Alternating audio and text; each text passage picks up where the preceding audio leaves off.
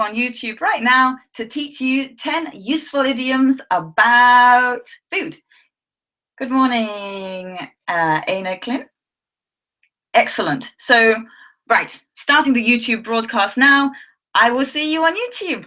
Bye, bye, bye, bye. So remember, youtube.com/Anya Teaches English. See you there. Bye, bye. Okay.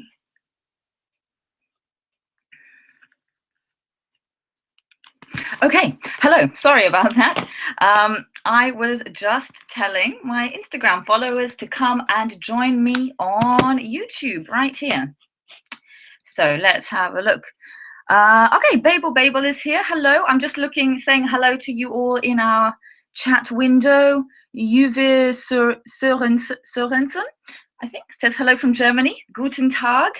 I love Germany and German people. So, right. So today, I will be bringing you 10 useful idioms all about food. Well, they're related to food in the words, but as you know, an idiom is something that the meaning of an idiom is greater than the individual words put together. So the idiom might be something related to food, but it's not really about food, if you know what I mean. I will explain. It sounds a bit confusing. Don't worry, I will explain everything. So let's begin, shall we? Okay, we've got Michael Sena and Afra Gaskar from Turkey. Excellent, let's begin. So my first idiom for you today is comparing, where is my props? Like comparing apples to oranges. Actually, this isn't really an orange. This is, we call this an easy peeler. It's a little smaller. But let's pretend this is an orange because I didn't have any. The idiom is like comparing apples to oranges.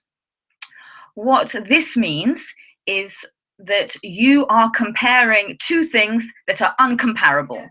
Two things. Oh God. Whoops, that was my phone. That was quite unprofessional. Sorry about that. So, yes. Comparing apples to oranges means that you are comparing two things that are uncomparable. Let me give you some examples. For example, if I say, if somebody asks me, do you prefer the music of Mozart or Michael Jackson? I can say, well, that's like comparing apples to oranges. You know, you can't fairly compare them. They're two very different things. Mozart wrote classical music many, many years ago, hundreds of years ago, and Michael Jackson is, of course, or was, of course, the king of pop. So they're two completely different things. It's like comparing apples to oranges. Let me give you another example of that. You can say, for example, you know, if somebody asks you, what do you prefer to play? Do you prefer to play chess or badminton? Again, I can say, well, it's like apples and oranges.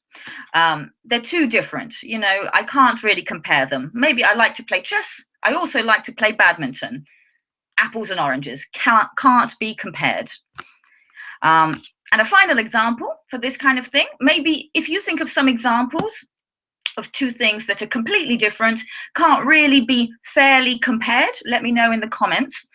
Another example of this is if you asked someone the question, for example, which movie do you prefer, Titanic or The Godfather? So we know the Titanic is a romantic, quite a sad movie. The Godfather is a gangster movie, you know, about crime. So they're very different. It's like apples and oranges. Can't compare them. Right, so that's that one. So that's our first idiom. Next, we are going to have, let's see, where are we? Okay, this next idiom is actually quite similar in meaning to comparing apples and oranges. This next one, I'm afraid I don't have props to show you, but the next one is like chalk and cheese. When we say things are like chalk and cheese, again, it means they're very different. You know what chalk is? Chalk is usually white or different color stick. You can use it to write on a blackboard, you know, the old traditional blackboards you use it for. We usually use this idiom, like chalk and cheese, to compare two people who are very different. So I can say, for example, my sister and I are like chalk and cheese. You know, she likes reading books and cycling. I like going out and doing other stuff. So we're very different, two completely different people. We're like chalk and cheese. Notice, so again, like I said, it's similar in meaning to comparing apples to oranges. But with apples and oranges, we compare general things, other things like music or sports or activities. We usually use chalk and cheese more often to compare two people who are very different. All right, so that was number 3. No, that was number 2. Sorry, getting confused. Number 3, the third idiom I have for you today is actually opposite. It's quite the opposite meaning of chalk and cheese. And it is 2 peas in a pod. I can say, for example, my friends Jack and Dave are like 2 peas in a pod. What that means is they are very similar. They share a lot of the same interests and hobbies. They have the same likes and dislikes. Their characters are very similar. So that one is 2 peas, like 2 peas in a pod. And remember, that's the opposite to being like chalk and cheese. So if you can think of any examples that you would like to practice with these 3 idioms we've learned so far, please write to me in the comments. So remember, so far we've had comparing apples to oranges, which means comparing two uncomparable things. We've had like chalk and cheese, which is to compare two people who are very different. And we've had, they're like 2 peas in a pod, which means 2 people who are very similar in many ways. Just going to take a look at the comments. Okay, Cesar asks, what's the topic? The topic is idioms that are in some ways related to food. So these are expressions. These are common expressions that we use. An idiom is like something that we say that has a meaning that is not literal. So for example, if I said it's like apples and oranges, if I didn't explain what that meant to you just now, it's very difficult to understand what it means. These are called idioms, things that have a separate meaning from the literal meaning. Okay, Nuha Benyamina says, my friend's thoughts and mine are like chalk and cheese.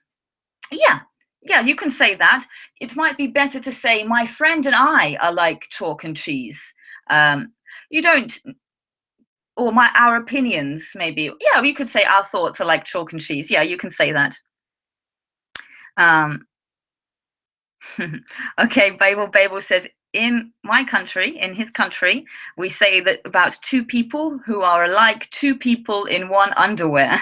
That's funny. We don't have that in English, so we would say like 2 peas in a pod. You know, peas normally come in a pod, but I like that one. That's quite funny. 2 people in one pair of underwear. Estella Vera has joined us. Hello. Okay, so I'm going to continue now. Now it's time for the 4th idiom. The 4th idiom is to sweeten the deal. To sweeten the deal. If you can't hear me very well, or if you have trouble remembering, then don't worry. After this class, I will type all of these up in the description box. So you can come back to this video, look in the description box, and make a note of all the stuff that I am saying. Right, so to sweeten the deal.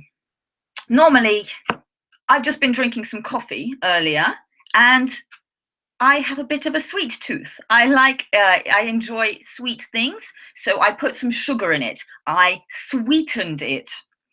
But when we use the idiom to sweeten the deal, it means to make an offer more attractive by offering something extra, by offering some kind of bonus. Let me give you an example. I might ask you, would you like to come over tonight? Would you like to come to my place? I will sweeten the deal by cooking you some dinner. So I'm offering for you to come over, and okay, maybe you don't really want to, maybe you're tired, but I say, because I want you to, I will sweeten the deal. I'll make it even better for you. I'll offer you something extra. I will cook you dinner. That's really unrealistic because I don't cook, but it's just an example. I'll give you another example. Can say, for example, I wasn't sure about buying the car, but the salesman sweetened the deal by offering me a 20% discount, so I bought it. So that one's to sweeten the deal. All right. Okay. Just going back to the comments now. Michael Senna says, my brother and me are like chalk and cheese. Very good. Just should be my brother and I are like chalk and cheese, but very good. Means you're very different. Cesar asks, is that mean cleaning a bit? I'm not quite sure what you mean. Can you explain a little bit more, please? Okay. Next, moving on. Now we're at number 5. Idiom number 5 is to spill the beans. Spill the beans. Now, to spill the beans means to reveal some secret information. So I can say, for example, ooh, I heard you went on a date last night with Charlie. Come on, spill the beans. And when I say that, I mean, come on, tell me what happened. Don't keep it a secret. I want to know. So spill the beans. Tell me the information. Another example of that, to spill the beans. You could say, I was planning a surprise party for Sarah, but somebody spilled the beans and now she knows about it, so it's not a surprise anymore. Somebody spilled the beans about the surprise party, which means now it's ruined. Somebody gave up that secret information, they spilled the beans, and now it will not be a surprise party for her anymore. Okay, so I'm just taking a break now to look at the comments again. If you want to practice using any of these idioms in the live chat, you can. I'll have a look at it. Let's see. Okay. So I'm just going to recap the 5 idioms we have had so far. We have had comparing apples to oranges. We've had like chalk and cheese. And remember, these two are very similar idioms. To compare apples to oranges and to say that 2 people are like chalk and cheese is to say things are very different. On the opposite side of that, we've had like 2 peas in a pod, which means they're very similar. 2 people are very similar, share the same interests. We've had to sweeten the deal, which means to make an offer seem extra special by offering an extra thing on top of it. And we've had to spill the beans, which means to reveal some secret information. Right, next, number 6 now. Just before we move on to number 6, Cesar, can you again explain idioms? Okay, so, right, I'll try. It's a bit tricky. An idiom, again, is something that is not, like I'm giving you examples of idioms, right? What this whole class is about idioms. if I say, for example, like we had that example, to spill the beans. Normally beans are something you eat. If you spill beans, they go everywhere. But that doesn't, it has a separate meaning. Like I said, if you say spill the beans, it actually, when we say it, it means to reveal some secret information. But yes, as Babel says, you can review this video later. You can also Google it to learn more about what an idiom is. If you want to sound more like a native speaker and really move your English to that higher level, idioms are really important to know. There are lots of idioms, so it's a big topic. I'm just giving you 10 today, but it's very important. It's a very important topic, and it's really good to know it. So let's move on. Next idiom is to ham it up. To ham it up. So normally ham is the product of pork, something that we eat, maybe on a sandwich. But if you ham it up, it means you are exaggerating something. You're acting in a fake and over-the-top way. Let me give you an example. A common example is, I'm sure some of you watch football. I don't watch a lot of football, but when I do watch it, I often see footballers hamming it up. So maybe they fall, maybe somebody trips them up a little bit and they fall, and then they pretend like they're dying. They're like, ow, ow, ow. And they're really hamming it up to waste extra time. So they're overacting. They're not being, it's a bit fake. So they fall and they're like, I'm dying. That's hamming it up. Another example, maybe you are doing something a bit naughty and you don't want to go to work. So you call your boss and tell your boss you are sick. You might want to ham it up for your boss, because if you sound normal, they won't believe that you're sick. So you might go, I can't come to work. I'm so sick. You're hamming it up. You're overacting in an exaggerated way. Okay, next idiom. I think we're at number 7 now, aren't we? The next one, let's have a look at the comments quickly. Okay, before we move on, looking at the comments quickly. Okay, Nuha. Yeah, very good. Nuha writes, my friends always try to keep things secret, but I usually spill the beans. Yes, that's good, but spill, not spell the beans, but spill the beans. So SPILL.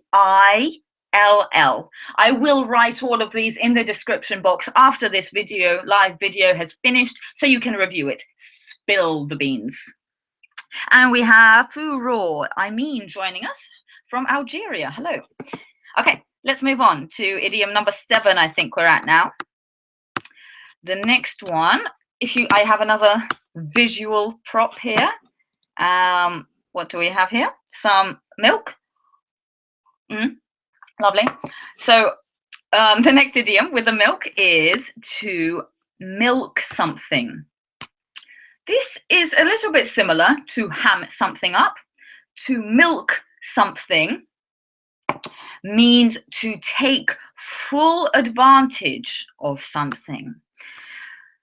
We often say to milk something for all it's worth, to take full advantage of something. So if we go back to our example of calling in sick when you don't want to go to work, maybe you were hamming it up for your boss. I feel so sick. But you were over-exaggerating, hamming it up. Let's say, for example, your boss then says, it's fine, you don't, stay home, just take your time, get well, take all the time you need, and then you decide to stay at home and not go to work for 2 weeks. That's kind of milking it. You're really taking advantage of the situation. Yeah, it's usually a little bit negative. You're milking it. You're going beyond what is really considered polite and normal. Another example might be, I can say, oh, it's my birthday tomorrow. I'm going to really milk it. I'm going to celebrate all week. I'm going to take full advantage of my birthday. I'm going to milk it. I'm going to celebrate the whole week. And I'll give you one more example of to milk something. Let's say, for example, I went to a restaurant and the guy I went to the restaurant with, he tells me, order anything you want. Order anything from the menu, anything you like. And then I order, I think, maybe I should milk this. And then I decide to order 5 starters, the most expensive lobster, and 2 bottles of expensive champagne. We can really say I'm really milking it there. I'm taking full advantage of his offer. So it's usually a little bit negative to do that because you're kind of going beyond what is considered polite and acceptable. All right. Okay, let's see. Look at the comments again. Namira says, my brother and I are like chalk and cheese. Going back to that other idiom, very good. Yeah, it means you're very different. Perfect. Okay, let's move on now. Now we've got another milk idiom. Actually, this next one isn't exactly an idiom. It is something we call a proverb. Now, a proverb is similar to an idiom, but a proverb actually makes more sense by itself than an idiom does. And proverbs are things that people have been saying for a long time. They're quite old expressions, and often they have some kind of advice in them, something that is generally thought to be true. That's what a proverb is. Similar to an idiom, little bit different. In the description box after the video, I can explain in a little bit more detail. So this next one, this proverb, not really an idiom, and it is, there's no use crying over spilt milk. There's no use or there's no point in crying over spilt milk. What this means, so let's take it as a literal example. If I drop this glass of milk and it spills on the floor, and then I start crying, I'm very upset because I spilt my milk, it's not gonna, there's no point, there's no use in crying about it because it's not gonna change anything. It's not gonna help. Me being upset about my spilt milk, it's not going to help any, it's not gonna help bring the milk back. So let's think of some more concrete examples of this proverb. I can say, for example, oh, I lost my phone. I lost my phone last night and it had all my contacts, all my photos, all my videos. Oh, well, I suppose there's no use in crying over spilt milk. It's gone. I'll just buy a new one. You know, I'm kind of upset. I'm a bit angry, but there's no use crying over spilt milk. Me being upset will not bring my phone back. So there's no point being upset. Just move on, get on with things. Another example of this one, we could say, I tried really hard, but I failed my driving test. I'm quite upset about it, but no use crying over spilt milk. I guess I can just take it again next month. So that's those 2 examples of crying over spilt milk. Remember, if you want to practice using these proverbs, these idioms, please write in the comments. I'll have a look and check if they are correct. If you are watching this video after the live recording has finished, you can still write in the comments and I'll take a look at your sentences to see if they are correct or not. Oh, okay, this is a good one. I'm just looking at the comments again. For raw, I mean, says, for example, I'm invited to an engagement party and I decide to milk it. I take my friend's and family to the party. Yeah, that's a good example. So maybe somebody invites just you, and you decide to milk it. You bring lots and lots of guests, even though maybe your family and friends weren't invited, but you bring them anyway. That's a good example. Okay, let's move on. Next, we are going, so this, now we're on number 9, idiom number 9, and this one is going to be to butter someone up. So we're sticking with dairy. We had milk, now we're moving on to butter. I don't have any butter here to show you, but to butter someone up means to be extra nice to them, maybe do something nice for them or give them compliments because you want something from them. So for example, I could say, let me think. Okay, let's say, for example, my friend says to me, "Oh, Anya, I've made you lots of cookies. I baked you some delicious cookies. Have them. Oh, and you know, your hair looks really nice today. It looks great. You look beautiful." And then I might say, "Are you trying to butter me up? I might be a bit suspicious. What do you want? Why are you being so nice?" Yeah, so that's an example of to butter someone up, is being extra nice to them, but for the reason that you want to get something from them. Maybe you want to ask them a big favor. Maybe you want to borrow some money from them. So you might butter them up. You might do something nice for them in the hope that they will do the thing that you want them to do. Okay, so that was number 9. We're almost finished with our idioms for today. Just one last one. Our last idiom for today. Now this one, it's not exactly about food, but kind of related. This last idiom is to get a taste of your own medicine, or to give someone a taste of their own medicine. Now, the reason I've included it in this list of 10 is because of the word taste. Normally, we taste food, right? It's important to remember that we don't normally eat, we don't say we eat medicine. I've heard a lot of students say, "I need to eat my medicine." We take medicine, we don't eat it, we take it. But I'm including this idiom because we have the word taste. So I'll explain what this means.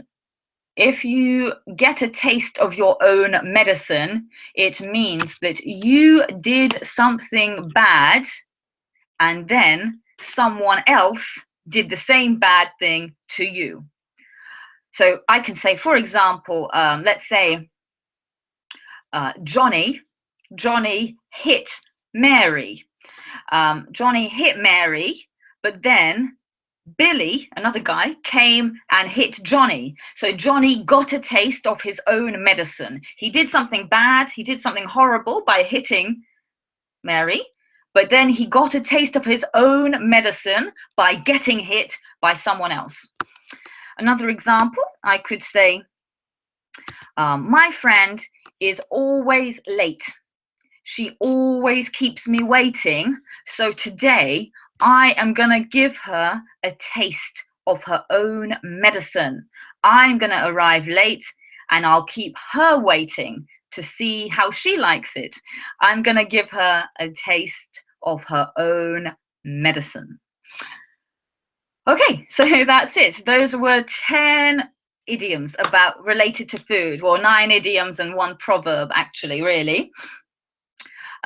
I hope you found those useful. I know I've gone kind of fast, but remember, I will be writing more details. I'll be writing these again in the description box, so you can review them later today.